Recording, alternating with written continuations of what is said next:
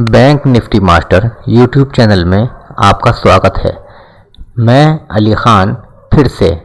दोस्तों, आज की मार्केट के विषय पे जो हम लोगों ने कल चर्चा की थी, उस तरीके की मार्केट आज वैसे ही दिखाई दी। अब अनएक्सपेक्टेड से जो आप लोगों को दिखाई दिए होंगे कुछ मूव, जो कि आप लोगों ने अपेक्षा नहीं करी होगी, लेकिन मैंने आपको कल ही बताया था मार्केट फॉर्मेट के ऊपर ही चलती है, फॉर्मेट पे ही चलती है और बिना फॉर्मेट के मार्केट जो है नहीं चल पाती। उसके लिए आपको चार्ट प्रेडिक्शन को देखना होगा। चार्ट प्रेडिक्शन जो होती है वो इस प्रकार की होती है कि मार्केट के लिए चार्ट कितना ज़रूरी और कितना अहम होता है। मैंने आपसे बताया था कि दोस्तों कल जो है मार्केट ने एक लेवल पेंडिंग छोड़ा था, ऊपर 515 का लेवल, ऊपर की साइड में 515 का लेवल ऊपर पेंडिंग छोड़ा था, जो कि मार्केट ने पूरा किया। जो नीचे के लेवल थे आज के, वो थे 39,800, 39,900 और 39,630 के लेवल। दोस्तों, 630 का लेवल आपको लगता है कि आएगा? ये बात आप कमेंट बॉक्स में ज़रूर बताइएगा।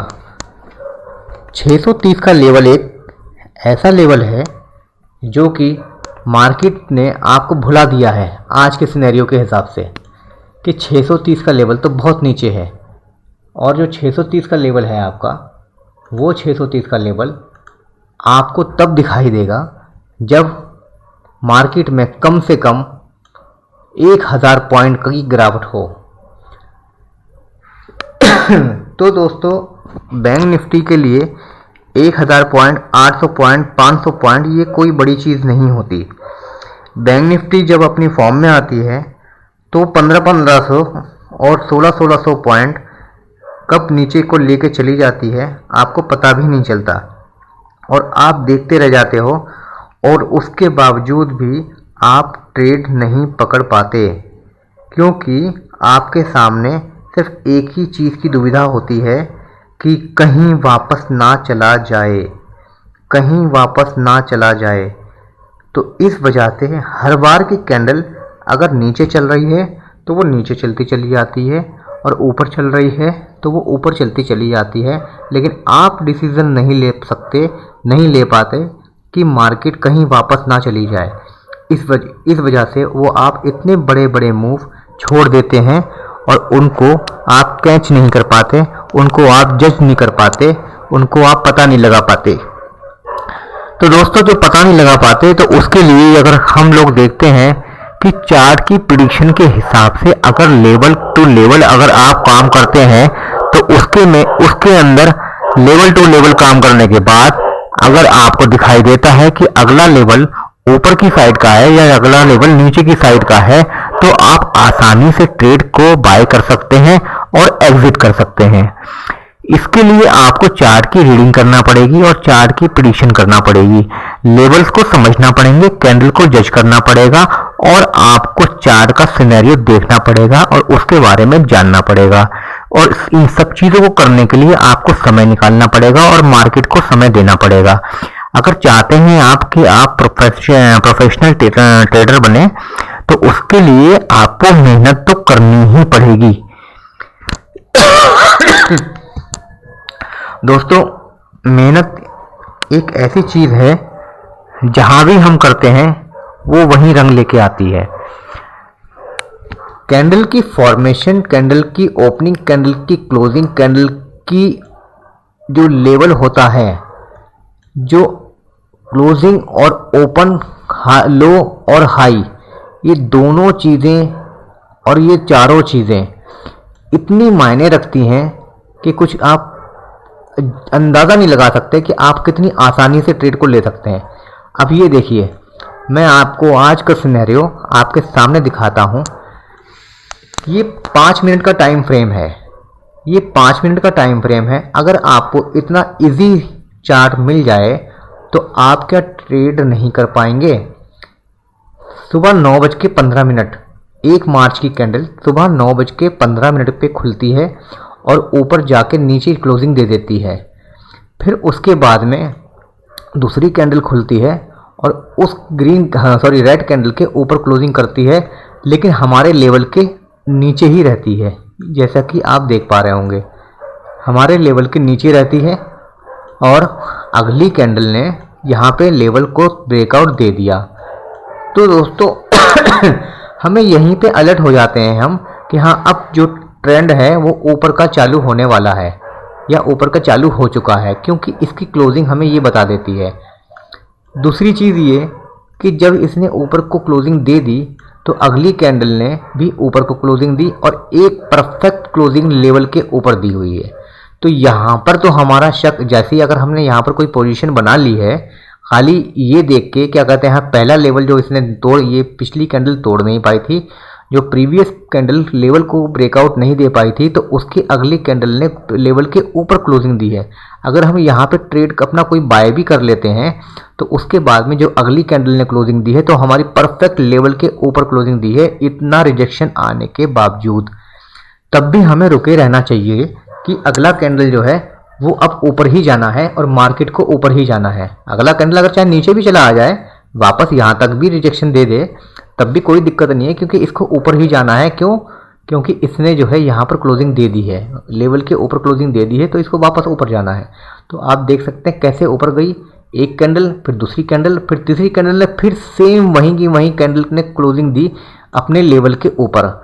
लेकिन यहाँ पर आप देख पाएंगे कि ऊपर एक रेड लेवल भी है, रेड लेवल भी है ऊपर, और रेड लेवल के ऊपर जब क्लोजिंग दी है तो उसके बाद भी इस टाइप की क्लोजिंग जो होती है सीधी हमारे कैंडल के ऊपर ही जाती है। क्यों? ये इसके अंदर कई स्ट्रेटेजी लगी हुई हैं जिसके ये लेवल सही आ रही है। 5-5 पैसे 10-10 पैसे का फ़र्क होता है कैंडल की क्लोजिंग में, कैंडल की ओपनिंग में, कैंडल की हाई में, कैंडल के लो में। तो वो बहुत मायने रखते हैं हमारे लिए लेवल को जज करने के लिए। अब उसके बाद में देखिए सीधी की सीधी ऊपर चलती चली गई। अब यहाँ पर देखेंगे पहली कैंडल यहाँ पर रेड कैंडल ने यहाँ पर नीचे क्लोजिंग दी। यहाँ पर अगर आप देख पाते तो विक इसने ऊपर छोड़ दी है और नीचे की तरफ इसने अगली कैंडल ने क्लोजिंग दे दी। तो हमें यही समझ जाना चाहिए कि इस मार्केट को अभी और ऊपर जाना है, हमें यही समझ जाना चाहिए कि मार्केट को अभी और ऊपर जाना है। लेकिन अनएक्सपेक्टेड सी जो सेलिंग आती है यहाँ पर हम लोग जो है डगमगा जाते हैं, हमारा आत्मविश्वास ख़त्म हो जाता है कि इतनी बड़ी सेलिंग यहाँ पर सुबह को। जैसे कि इस सेलिंग से पहले मैंने आपको बताया था कि 515 का मतलब क्या कहते हैं 40,515 का लेवल ये टूटेगा आज। ये 40,515 का लेवल जो है ये टूटेगा और इसको आप देखते रहिएगा। तो लगभग मैंने यहाँ पर आपको 11:15 के बाद में बताया था, और उसके बाद इसने जो लेवल तोड़ा था वो तोड़ा था 12:15 पे, मतलब 1 घंटे के बाद में लेवल तोड़ दिया था इसने। अब इसी चीज़ को अगर हम 5 मिनट के चार्ट में देखेंगे जाके, अभी नहीं देख रहे हैं, पहले 15 मिनट को समझ लीजिए। उसके बाद में नीचे गई कैंडल और यहाँ से रिजेक्शन आया। रिजेक्शन आने के बाद में यहाँ पे कंसोलिडेशन में चली गई। कंसोलिडेशन जाने के बाद में तब तक कंसोलिडेशन में ही रही जब तक मार्केट ने किसी के लेवल के ऊपर किसी कैंडल ने क्लोजिंग नहीं दी। देखिए जाने को ऊपर तक चली गई लेकिन रिजेक्शन वापस आया, क्लोजिंग नीचे दी। अगली कैंडल ने, जब मैंने अभी आपको बताया था कि विक ऊपर छोड़ दी है, तो जो विक ऊपर छोड़ी है तो उसके मार्केट भी उसके ऊपर ही जानी है वो। तो देखिए मार्केट उसके ऊपर चली गई कितनी देर के बाद। अगर यहाँ पर किसी ने दोबारा से कॉल बाय करी होती सिर्फ इस चीज़ को देख के, अगर मार्केट की इस चीज़ को देखने के बाद में यहाँ पर कोई कॉल बाय करी होती तो उसको कितना ज़्यादा प्रॉफिट हो चुका होता।